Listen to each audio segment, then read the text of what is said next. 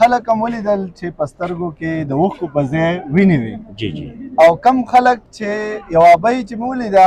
هغه شیک شوې وه داسې وه چې هغه فیملي ته یې وړې که نه نو داسې عجیبه تاثرات سسپنس کې وه که هغې نه بعد کې یو بل هم ولید چې هغه دېرش د هغه فیملۍ نه دېرش خلک سیلاب ولید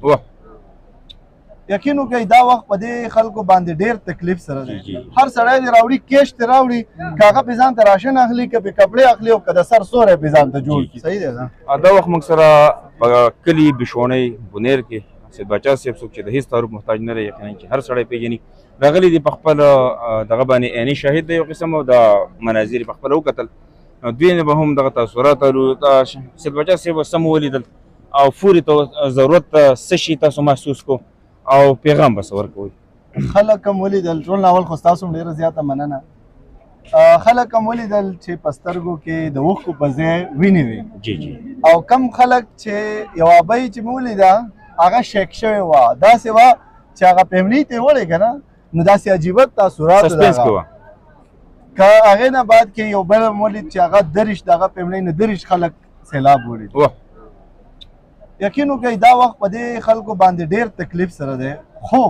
دې زه د دې پاکستان خاص کر د خپلو پښتنو ډېر شکرګزار یم چې د هر ځای نه خلک راله که د دیر دی که د سوات دی که د چارسدې دی که د پېښور دی که د مردان دی که د هر ځای دی د پاکستان د دې خلکو خواله راله او د دې درد کې ځان شامل کو نو د دوی ډېره زیاته شکریه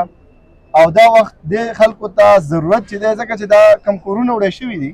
نو دا خلک یا دعا ته ناست دي او یا ځان له منټلي ډسټرب دي هغه دې ته نه دي جوړ چې راشي ودرېږي هغه ځان له دغه واخلي راشن ته ودرېږي ګاډي ته ودرېږي هغه دې ته نه دي جوړ هغه فیملي ولې ده هغه دې ته نه دی جوړ چې دې وخت هغه راشي یا د وړو توړی په غېږ کې نیولي او ځي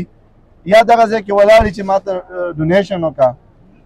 څنګه چې دوی ووې چې انشاءالله ډي سي مونږ ته دا ووې مجیب بھائی چې هغه دا وینا وه چې تاسو کوشش وکړئ 2-3 ورځې پس راشئ او موږ به تاسو له پوره انفارمیشن د دې ځای درکو موږ به پوره د ایریا کور کو وبه ګورو چې کم کم خلک مستحق دي هغه خلکو ته به بیا ډونیشن وکړي تاسو دغه په کومه طریقه باندې تاسو بچی ادارې ته ورکوئ که نه بای هینډ به ورکوئ بای هینډ نو غوره کوشش دا دی د هر سړی د